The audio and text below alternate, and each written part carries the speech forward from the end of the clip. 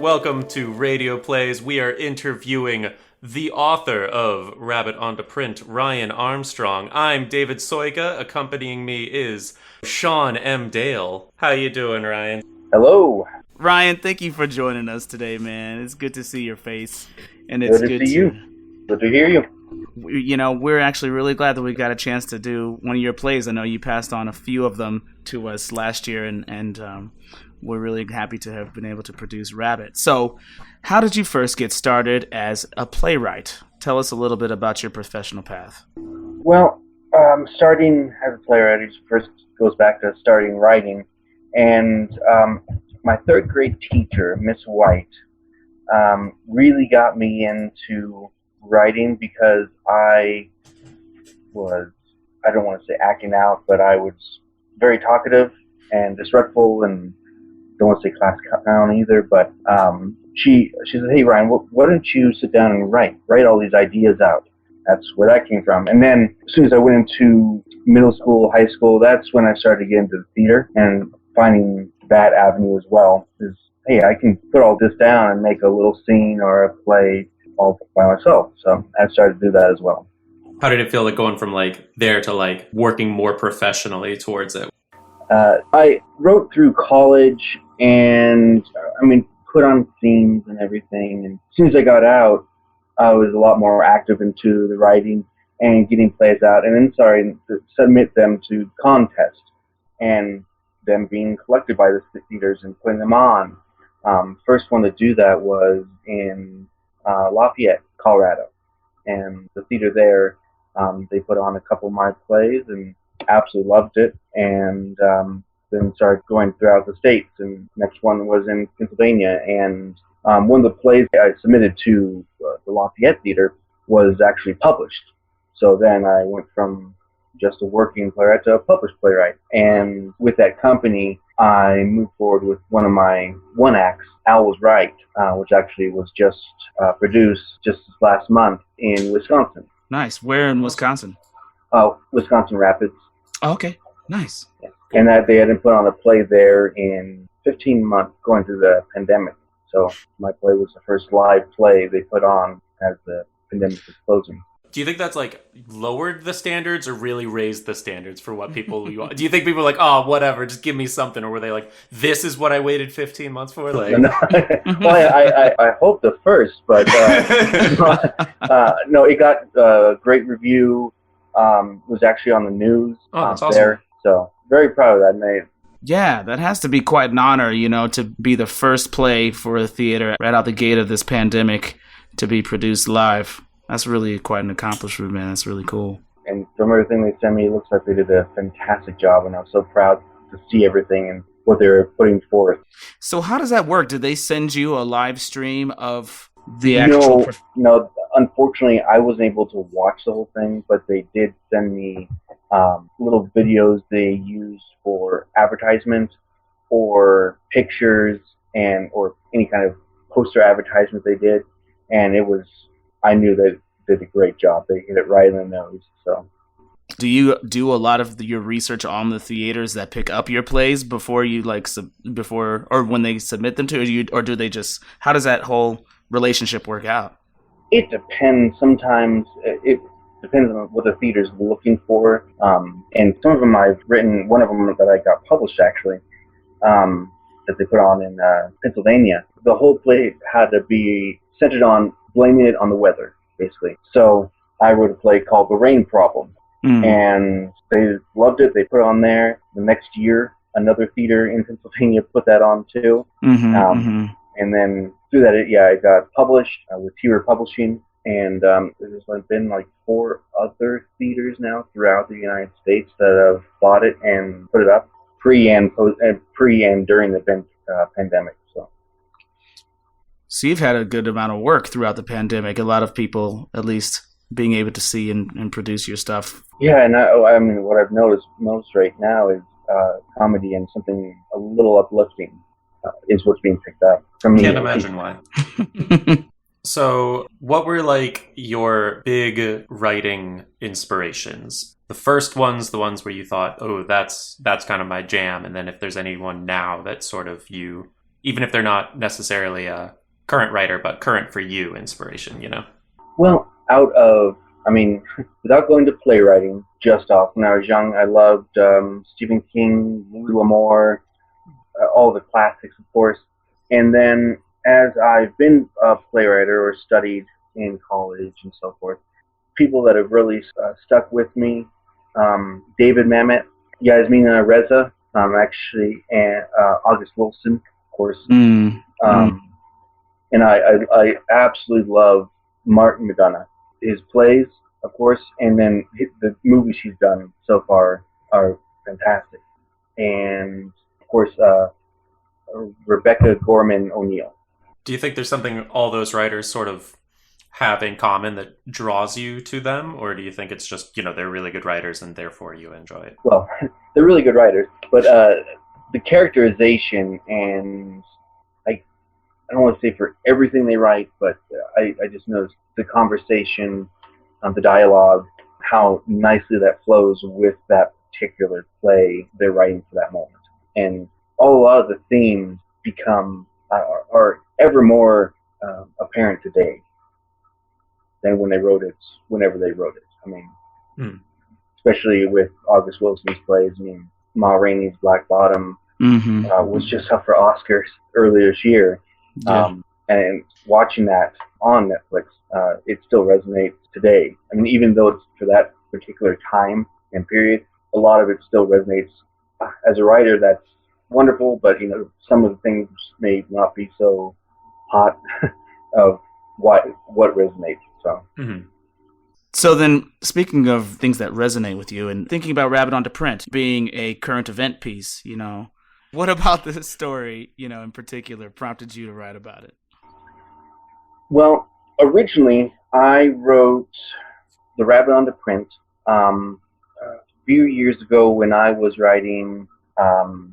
There's a program called 31 Plays, 31 Days, and it's throughout August. And it's a company that does that. You can look it up online. Fantastic piece of exercise, and you can find something from that and just keep going. But really, it gives you, the writer, you have to write one play a day, at least one page. So the first 10, 12 pages of that play, since then I've, reorganized it and such, but that whole idea of the ludicrous story of the giant rabbit, that was the first 10 minutes that I wrote back then. And the story, actually, the oversized rabbit and fighting the city for code and so forth, that was actually in the newspaper that I read that morning. Wow. So I was like, oh, okay, well, I like this story. And so I went off that. And then that sat there for a while. And 2008, when the Canadian ground paper tariffs were put on and so many newspapers were struggling, I brought that back up and finished the play.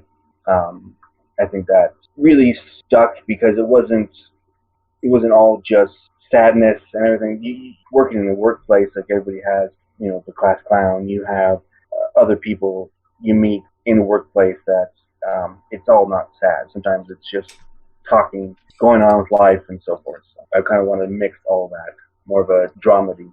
So you mentioned just getting inspiration out of the news, but when you actually sat down to say I'm going to flesh out this 10 pages that I have, what was research for you for fleshing out all of the stuff with the tariffs and the process of being a writer, the writer's room? Mm-hmm. Well, in college, I wrote for the college paper, so I knew a sense of what it was to be in a newsroom, even if it was just a college paper. It's a chaos. Very controlled chaos, but it is chaotic, and just understanding what everyone's doing, running around doing something while you're trying to write your piece and get that out. So my experiences there were a lot, and I also had a independent study with an actual reporter, and I went a lot through that as well. But I try to put in a lot of my experiences with it, even if it wasn't professional paper, but it was the college paper, which is a lot of work as well. Yeah. Going back, your writing, it seems to be influenced by a wide range of themes and genres. So did your time in the newsroom influence that? And what kind of styles do you particularly gravitate towards? Yeah, the time in the newsroom really influenced that because in the paper I read about this girl with a gigantic rabbit, whereas I could have gone straight to that, but no, let's take it from the journalistic point of view and see what that is and how ridiculous it is.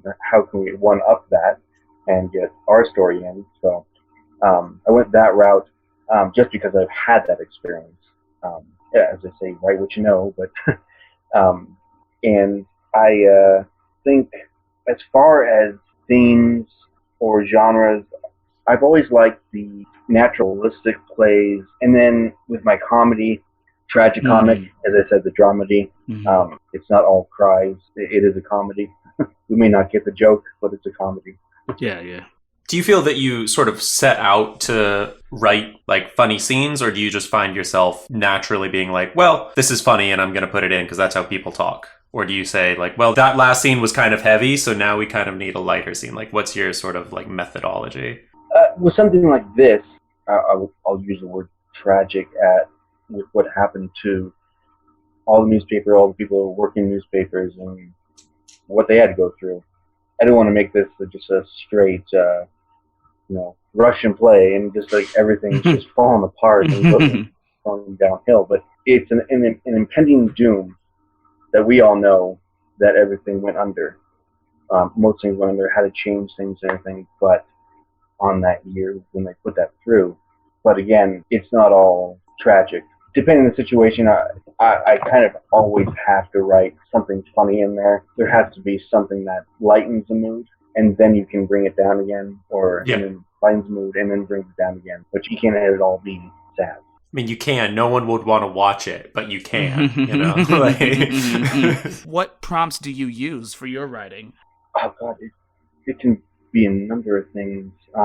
The one that just went on in Massachusetts, my wife had said something, and the way she said it, it was just like, oh my God. And so I went down, and that one was just a month or two ago I wrote that, and it just spilled right out because it's just cavemen, and that's the problem with wheels, they always roll away from you. And it's just that one line of somebody saying that to me, and it's just kind of like, there it goes. But I mean, it really can be anything, conversation, reading something like with Rabbit on the Print, and then something you see on a movie or TV, just like this little spark or something, not necessarily, plagiarism, but just kind of like an idea. It's like, oh my God, you can blow it up into something else. So. When did you write Rabbit? How long ago was that? When you like made it a full play and were like, done, here's my play? Oh, that was probably beginning of 2019. Okay. And like, how many plays do you think you've done since then? Oh, God. I mean, are you counting just full length? Anything you consider a play. Oh, okay. Over, I'd say at least 25. Nice, because that makes my question way better. Okay. How much of Rabbit do you like remember off the top of your head? Like the character names and stuff like that? Like how much can you just be like, yeah, I wrote this 2 years ago and I've written 25 other things. Here's all the characters, their relationships. Like how good are you at like recalling that information? Oh, pretty well. Usually I do. If we asked you like Rabbit trivia, you think you could go like 10 for 10? Oh, oh, we're playing this now. Okay. Only play out. Okay. I could certainly try. No, just because we're not going to play now. No. Hey, I've been editing it. I think I know this play front and back. So, but no, I just asked because as an actor, and I know a lot of actors who are this way. As soon as the process is done, those lines are in the ether. You can get them back if you like went and checked your script, but like it's gone. Like I'll have trouble remembering the names of characters I read. So I wondered if, because the writing process is very different than the acting process, just obviously, inherently. So I was curious if you felt that like all of your plays sort of like stuck with you more deeply in your mind, or if you feel like some plays stick with you, some don't.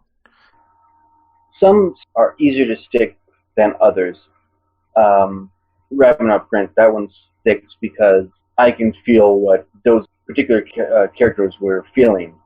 Or, I mean, as with an actor, I mean, what your character feel here and then.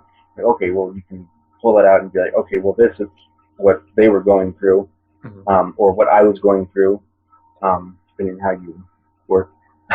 But, no, I know, I mean, all the characters in Rabbit, I mean, most recently I've been thinking a lot about the Alice Wright that was put on in Wisconsin, and just going over all that in my head again. And so now, going back to Rabbit, with all those characters and what they, in particular moments, I think, more so what sticks to me, like in, I don't want to give anything away, but with what Walter has to go through, and just, particular characters, just that have to go through. Do you do exclusively playwriting, or do you ever find yourself writing any other way? Do you ever want to write a novel or anything of that nature?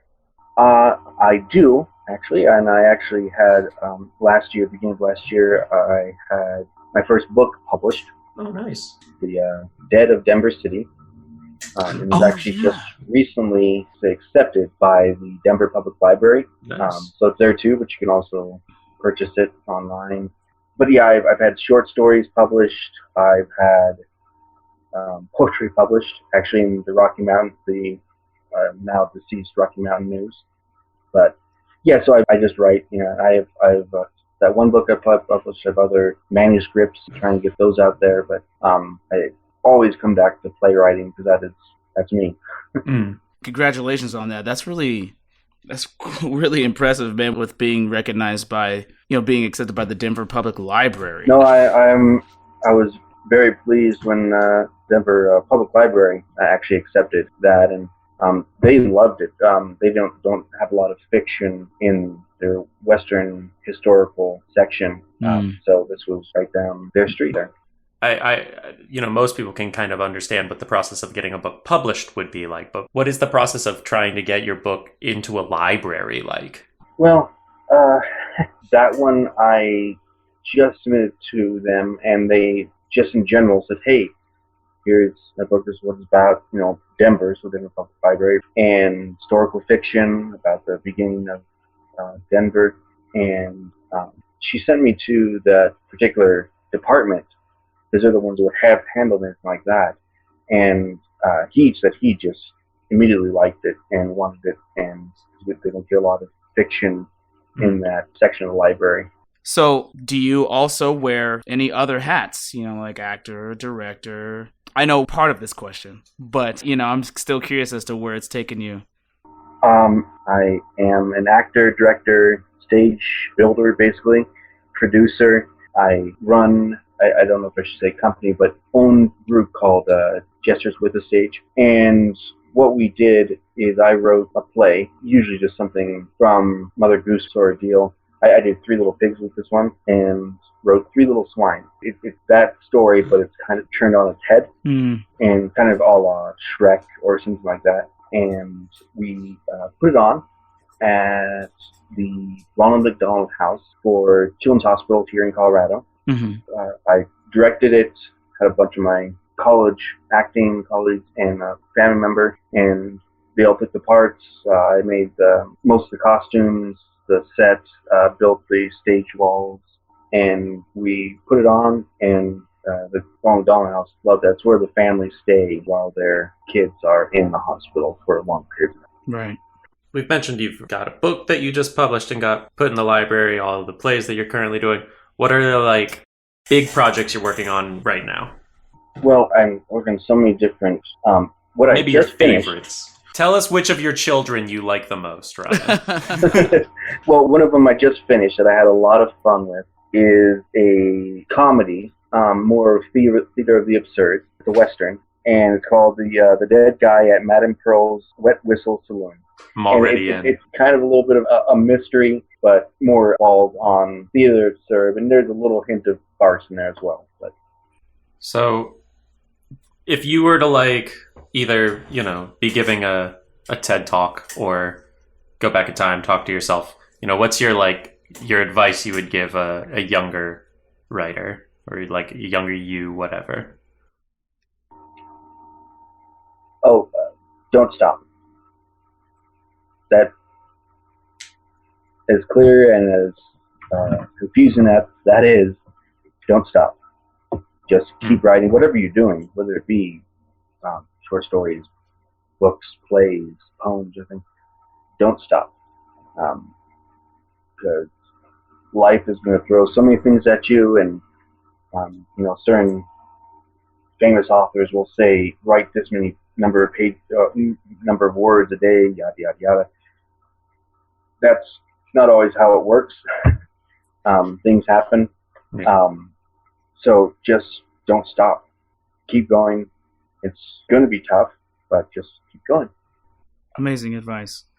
And that could be all encompassing, not just for writers, but for all creatives, really. Just keep finding work that inspires you to keep going. Even if it's just a little nugget every day of something that keeps you moving in that direction. Yeah. So remind the audience where you're currently based at and where people can keep up with you. Oh, currently in Denver, Colorado. I have a Facebook page, which you mentioned. I also have an Instagram, which is writer Ryan Armstrong. And I'm in the works of making a writer page, and that information will be up shortly. Amazing. It's been really cool talking with you again, Ryan, and especially about your work. And I know that over these last, many years, every time that we've chatted back in Denver, we had always talked about finding a way to work together and do your work. And I'm really so glad that it came together in this particular way. And here's to many more, because you're a great writer, great friend. And so I hope we keep this collabo going as we've always done. Absolutely. I'm excited. And for anybody who wants to go back and listen to it again, Rabbit Onto Print is always going to be online on Spotify and anywhere else that you find your podcast. So thank you again, Ryan, for coming out here and speaking with us. Well, thank you. Thanks for having me. And yeah, man, we'll chat. We'll KIT, you know what I'm saying? Ooh, don't like that one. Oh, God, it was worse. It was the worst. It was the worst. It was like on everybody's yearbook, man. KIT. Anyway, stop recording. KIT, okay? KIT. KIT, buddy. All right.